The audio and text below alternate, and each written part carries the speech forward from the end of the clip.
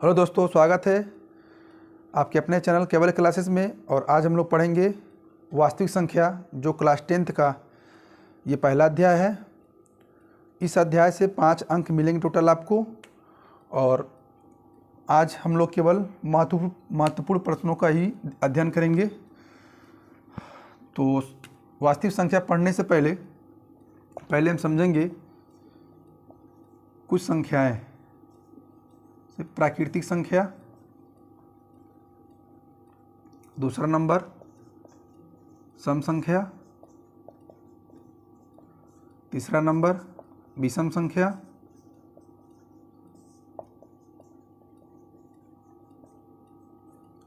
चौथा नंबर अभाज्य संख्या। बहुत छोटा सा जानकारी है, आप लोग जानते भी होंगे, इसमें ज़्यादा टाइम हम लोग नहीं देंगे, आप लोग पहले से ही जानते हैं। छठवां अपरिमेय संख्या, ये बहुत ही महत्वपूर्ण है। छठवां नंबर जो आपको एग्जाम में पूछता होगा, कड़ी में 3, कड़ी में 2, कड़ी में 7, ये सभी संख्याएं अपरिमेय संख्या हैं। तो उसके पहले हम पहला नंबर देखेंगे। प्राकृतिक संख्या क्या होती है? जो 1, 2, 3, 4, 5 जो क्रम से है। प्राकृतिक संख्याएं 1, 2, 3, 4, 5, 6 आगे भी ऐसे होती जाएंगी। ये सभी संख्याएं प्राकृतिक संख्या में आएंगी। और सम संख्या क्या होती है? जिसके लास्ट में 0, 2, 4, 6, 8 और आगे से बढ़ते जाए, यानी कह सकते हैं कि ये सभी संख्याएं जो 2 से विभाजित हो वह सम संख्या कहलाती हैं। विषम संख्या जो 1, 3, 5, 7, 9 हो और इसके आगे संख्या 2-2 के अंतराल में बढ़ती जाती हैं, ये सभी संख्याएं विषम संख्या होगी। और अभाज्य संख्या क्या होती है? 2, 3, 5, 7, 11 वह संख्या जो किसी भी अंक से विभाजित ना हो, वह संख्या जो अपने आप से विभाजित हो, वो सभी संख्याएं अभाज्य संख्या होती हैं। और परिमेय संख्या जिसको हम लोग P/Q के रूप में लिख सकते हैं। P/Q के रूप मतलब अंश बटे हर के रूप में जो संख्या हम लोग लिखेंगे वो सभी संख्या हमारी परिमेय संख्या होंगी।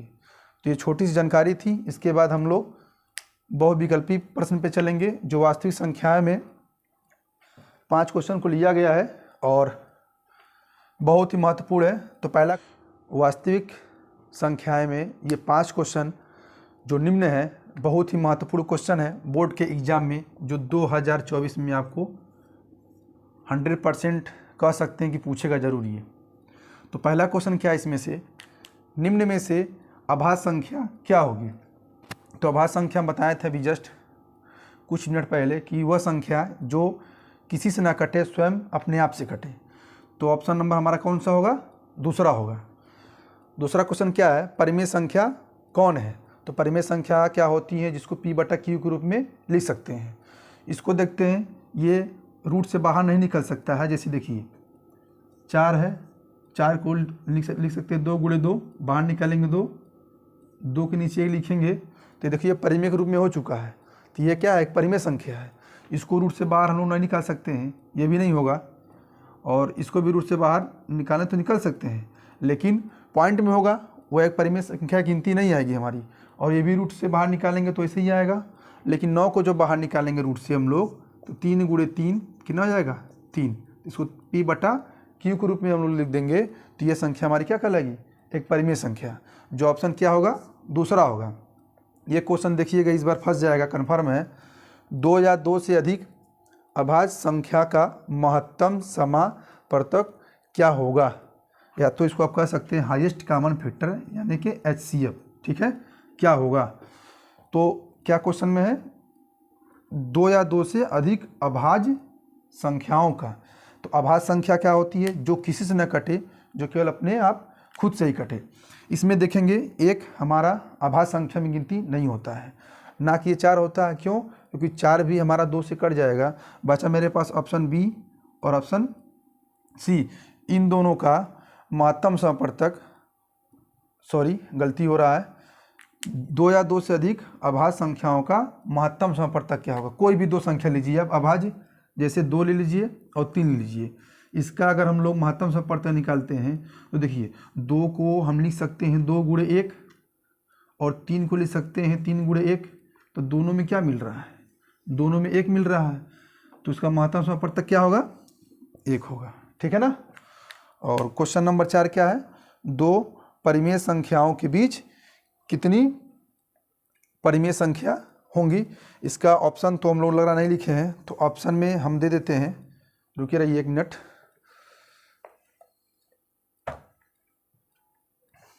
ऑप्शन में 1, दूसरा नंबर 2, तीसरा नंबर 3 और चौथा नंबर अनंत। तो ध्यान से देखिए क्या क्वेश्चन कर रहा है, 2 परिमेय संख्याओं के बीच कितनी परिमेय संख्या होंगी। ये भी क्वेश्चन जान लीजिए, बहुत ही इंपॉर्टेंट है, ये शायद 2019 के 20 में पूछा हुआ एग्जाम में ये।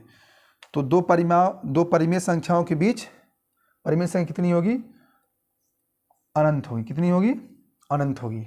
ठीक है ना, तो उसको ध्यान दीजिएगा आप लोग। और एक क्वेश्चन और, पाई, ये बहुत ही इंपॉर्टेंट है, जो यूपी टीईटी के एग्जाम में पूछा हुआ था पिछली बार 2021 में। तो ये परीक्षा की दृष्टि से बहुत ही महत्वपूर्ण है और आपके बोर्ड से भी, क्योंकि ये वास्तविक संख्याओं के अंतर्गत ये लिया गया है। और ये पाई है निम्न में से क्या है। पहला ऑप्शन है एक पूर्णांक, एक परिमेय संख्या, एक अपरिमेय, कोई नहीं। तो देखिए ये आप याद रखिए, पाई हमारा क्या होता है, एक अपरिमेय संख्या होता है। इसका 5वें का ऑप्शन नंबर क्या होगा, सी होगा।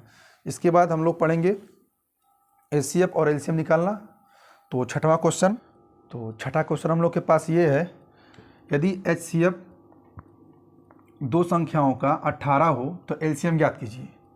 फिर से क्वेश्चन पढ़ेंगे हम। क्वेश्चन में दे देगा कि 2 संख्याएं हैं, उनका महत्तम समपवर्तक 18 दिया रहेगा और आपको एलसीएम पूछेगा, या फिर आपको एलसीएम दिया रहेगा, 2 संख्या दिया रहेगा, एचसीएफ पूछ देगा। तो ऐसे क्वेश्चन चांस बहुत बनते हैं इसको देने के लिए, तो ये भी समझ लीजिए इंपॉर्टेंट ही है। तो इसको कैसे सॉल्व करेंगे, देखिए फार्मूले तो हैं लेकिन हम लोग डायरेक्ट लगाते हैं। एलसीएम क्या होगा कि 2 संख्याओं का गुणनफल, 2 संख्याओं का गुणनफल, यानी कि हमारे पास जो 2 संख्या दिया हुआ है 252 और 594, उसको हम डिवाइड कर देंगे 18 से। और यदि 18 से हम लोग डिवाइड करते हैं तो इसका आंसर आएगा 63 नहीं, 16 आएगा। कितना आएगा, 16 आएगा। मैंने क्या बोला कि 2 संख्याएं हैं, इनका गुणनफल और एचसीएफ से जब डिवाइड कर देंगे जो दिया रहेगा वो क्या निकलेगा हम लोग का, एलसीएम। यही क्वेश्चन पूछ देता है कि आप एचसीएफ निकालिए, तो यहाँ पर एचसीएफ करेंगे और जो एलसीएम की वैल्यू दिया रहेगा आप यहाँ लिखेंगे। ठीक है ना। तो इसका आंसर ये हो गया। 7वां नंबर क्वेश्चन क्या बोला है कि 6, 72, 120 का अभाज्य गुणनखंड द्वारा एचसीएफ एंड एलसीएफ ज्ञात कीजिए। कुछ नहीं करना है, आपको बचपन में ही काटे होंगे 2, 3, 6, ऐसे ही सिम कर दीजिए। ज़रूरत पड़ेगा आपको 2, 36, फिर 2 से 18। स्क्रीन पे नहीं आएगा, कोई दिक्कत नहीं, आपको लोना आता होगा। 3 तरीका 9 कट गया।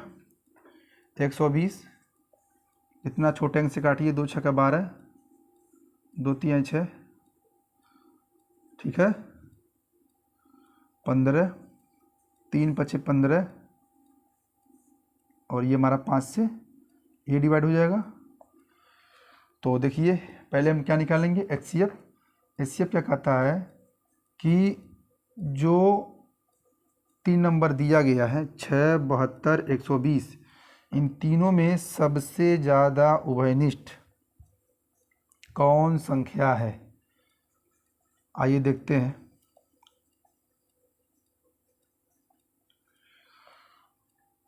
तीन दोनों में है, सॉरी 2 तीनों में है, 1 3 यहाँ, 1 3 यहाँ और 1 3 यहाँ। मतलब हमारा एचसीएफ क्या होता है, हाईएस्ट कॉमन फैक्टर। जो तीनों मिले हम लोग उसी को नोट करेंगे। 1 2 हो गया और 1 3 हो गया, 2 3 कितना हो गया, 6। यानी कि इस क्वेश्चन का जो एचसीएफ अभी तक निकला HCF कितना आया आंसर उसका 6 आया। अभी हम लोग क्या निकालेंगे LCM, ठीक है। तो हम LCM कैसे निकालेंगे, यही बगल में देख लेते हैं LCM। इसमें क्या करेंगे, पहले जो मिलेगा उसको लिख लेंगे। थोड़ा सा इधर कर लेते हैं, थोड़ा सा देखिए LCM इज इक्वल टू 2 2 2 तीनों मिल रहा है 2, ठीक, 3 3 3 तीनों मिल रहा है, ठीक। अब जो नहीं मिल रहा है उसको भी लिखिए 2, देखिए ये 2 मिल रहा है, ये भी मिल रहा है, देखिए इसमें मिल रहा है, इसमें नहीं है, तो उसको भी लिखेंगे, यानी जो मिले उसको भी, जो ना मिले उसको भी। इसका बन गया पेयर, इसका बन गया पेयर, एक 3 बचा और एक 5 बचा, तो लिख देंगे एक 3 और एक 5। इसमें LCM में क्या होता है, लोएस्ट लिस्ट का मतलब बहुत ही छोटे से छोटे जितनी संख्या लिख सकती हैं आप। जैसे जो तीनों मिला उसको को लिखा पहले, जो 2 ठीक मिला उसको भी लिखें, अब जो नहीं मिल रहा है उसको भी लिखेंगे, मतलब ये जो मिले वो भी और जो ना मिले वो भी, हमको सभी अंकों को लिखना है। और इसका हम लोग अगर गुणा करेंगे तो आएगा 360, कितना आएगा 360। आप गुणा करके चेक कर लीजिए, 5 3 15 दूना 30, 30 दूना 60, 60 और ये 6 हुआ, 60 का 6 में गुणा करेंगे तो 360 आएगा, ठीक है। तो क्वेश्चन नंबर 8 की तरफ चलेंगे हम लोग, रुके रहिएगा। क्वेश्चन नंबर 8 यूज कर दो। तो 8वां क्वेश्चन हम लोग के पास है, सिद्ध कीजिए, क्या लिखा है, सिद्ध करना है आपको, सिद्ध करना है, सिद्ध करें कड़ी में 3 एक अपरिमेय संख्या है। क्या है, कड़ी में 3 एक अपरिमेय संख्या है। तो देखिए इस कड़ी में 3 के जहाँ पे आपको कड़ी में 2 दे देगा, कड़ी में 7 दे देगा, कड़ी में 5 दे देगा, कोई भी क्वेश्चन देगा आप इसी तरीके से लगाएंगे। तो बहुत ध्यान से देखिएगा। शुरुआत करते हैं इसको, कैसे हम लोग सिद्ध करेंगे एग्जाम में। यही इस वीडियो में समझ सबसे ज़्यादा इम्पोर्टेंट कोई हो तो क्वेश्चन नंबर 8 ही है, जो हर बार एग्जाम में देता है, इस बार भी देगा। तो पहले क्या लिखेंगे हम लोग, देखिए अपरिमेय संख्या है, आप सिद्ध करने वाले में 2 तरीके से लगा सकते हैं, या तो जो कहता है उसको ला दीजिए, या फिर इसका उल्टा करिए आप। उल्टा जैसे ये क्वेश्चन में पूछा है सिद्ध करिए कड़ी में 3 एक अपरिमेय संख्या है, तो आप मान लीजिए, माना क्या लिखेंगे पहले, माना √3 एक परिमेय संख्या है। कौन संख्या है, परिमेय संख्या है। परिमेय संख्या मानने का मतलब क्या है, जैसे इसको हम लोग a/b के रूप में लिख सकते हैं, यही ना माना, ये हमारे कल्पना से हुआ है। क्या है ये एक परिमेय, थोड़ा ध्यान से देखिएगा आप लोग, संख्या है जहाँ, यहाँ आप लिखिए, जहाँ a तथा b कोई धन पूर्णांक है, a तथा b का एक के अतिरिक्त, एक के अतिरिक्त कोई उभयनिष्ठ,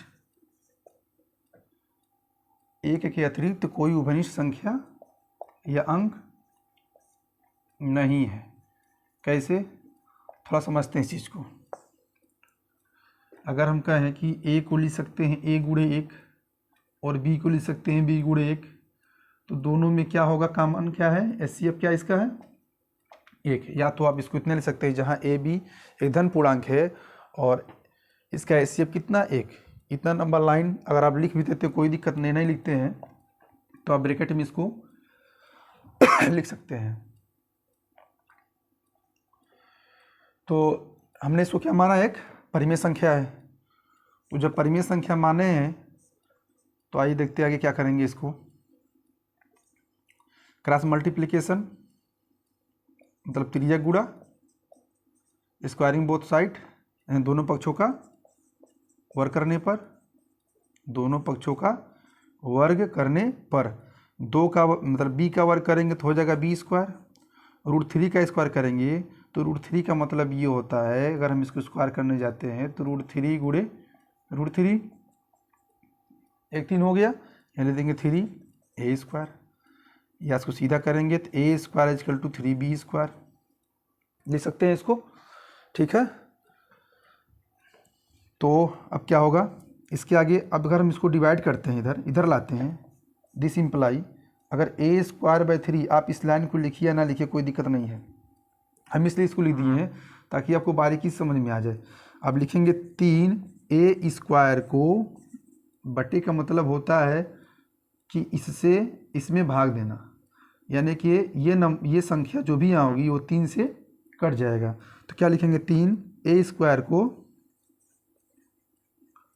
विभाजित करता है, तो 3a को भी विभाजित करेगा, a को भी विभाजित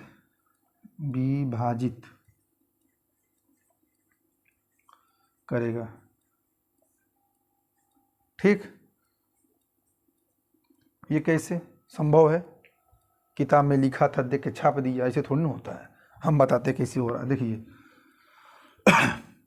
हमने बोला 3a स्क्वायर को विभाजित करता है, यानी कि यदि हम a का मान 3 ले लेते हैं तो 3a स्क्वायर यानी कि a स्क्वायर की वैल्यू क्या होगी बताइए जरा, तो 3 का स्क्वायर तो कितना जगह 9, 9 हमारा काटेगा 3, 9 को कौन काटेगा 3, कट गया। हमने क्या माना था, 1 को 3 माना था, तो 3 को भी काट दे रहा है, देखिए यानी ना किताब में से देखिए छाप के लिख दिए। इसके लिखने का मतलब ये था, ये बगल में दिया गया देख लीजिए, 3a स्क्वायर को विभाजित करता है। अगर हम 3a को 3 मान लेते हैं तो 3 का स्क्वायर 9 होगा, और 9 को हमारा 3 काट रहा है 3 बार में। अब एक विदाउट है, यहाँ लिखा गया 3a को विभाजित करेगा, यानी कि जिसको हम माने थे एक बार उसको भी 3 से काटेंगे, देखिए कट जा रहा ना, कट जा रहा एक बार में, तो यानी कि हमारा मानना क्या है, सही है। अब आगे देखते क्या होता है,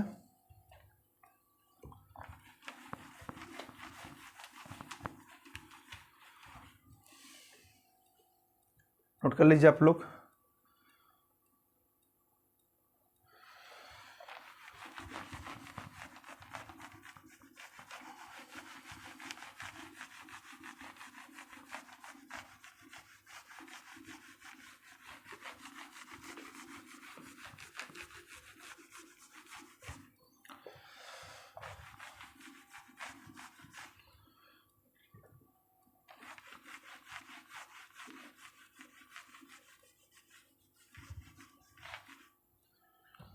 देखिए अभी कोई हम एक चर राशि मानेंगे, जो मैंने माना पुनः माना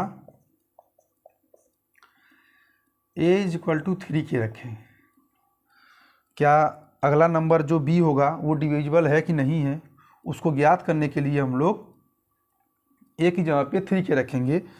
तो a स्क्वायर = 3b स्क्वायर है, तो हम लोग a को क्या माने हैं 3 के, तो 3k स्क्वायर = 3b स्क्वायर, 3 3 का 9k स्क्वायर, 3b स्क्वायर, 3 से 3 ये कट गया, तो क्या बचा हमारे पास 3k square b square, this imply, इसको हम 3 यहाँ डॉट है गुणा है, जब इसको बराबर को उधर ले जाएंगे तो समझ लेंगे कि b स्क्वायर बाई 3, इसका मतलब ये होता है कि 3 से भाग जाएगा b स्क्वायर में, तो यहाँ लिख देंगे हम लोग 3b स्क्वायर को विभाजित करता है, तो 3b को विभाजित करेगा। ये चीज़ें हम आपको अभी जस्ट कुछ मिनट पहले बताया गया है इसके एग्जाम्पल से, ठीक है ना। 3b स्क्वायर को विभाजित करता है, 3b को विभाजित करेगा। अब थोड़ा सा यहाँ बातें समझिएगा आप लोग।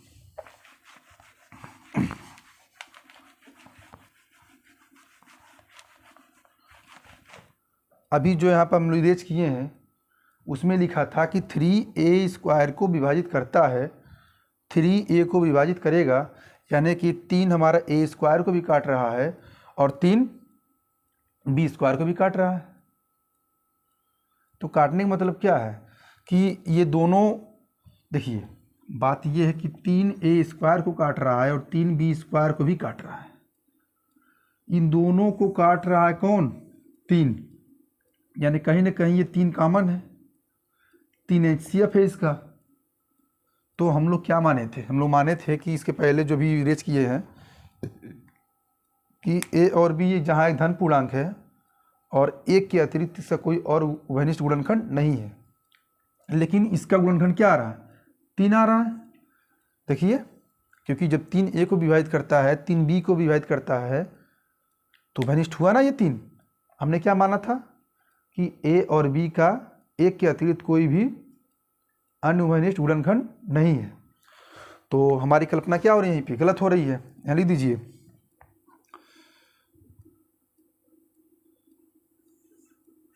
a और b का उभयनिष्ठ गुणनखंड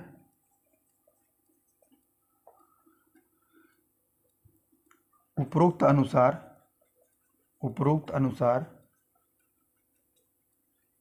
3 है। और हमने माना था, और हमने पूरा ध्यान से पढ़िए, ये कुछ बच्चों को सेंटेंस लगता है बहुत बड़ा बता रहे हैं, लेकिन ध्यान से देखिए, बहुत अच्छे समझ में आएगा। और हमने माना था कि a तथा b का एक के अतिरिक्त कोई उभयनिष्ठ नहीं है, यानी हमने गलत माना था। देखिए यहाँ पर उभयनिष्ठ क्या आ रहा है? a और b का उभयनिष्ठ गुणनखंड उपरोक्त अनुसार क्या है? 3 है, और हमने क्या माना था? 1, यानी हमारी कल्पना क्या हो गई? अतः हमारी कल्पना या विरोधाभास है, तो हमारी कल्पना गलत है। क्या है? गलत है। इसलिए कड़ी में 3 एक अपरिमेय संख्या होगी। उम्मीद है समझ में आया होगा, और यदि समझ में नहीं आया हो तो इसको रिपीट करके आप दे सकते हैं। ये वास्तविक संख्या का 8 क्वेश्चन बहुत ही इम्पोर्टेंट था इस अध्याय में। इसके अलावा इसके बाहर कुछ पूछेगा नहीं, नंबर चेंज कर सकता है। प्रोसीजर पूरा टोटल वही रहेगा। और इसके बाद हम लोग कल पढ़ेंगे एक द्विघात समीकरण। तब तक के लिए नमस्कार।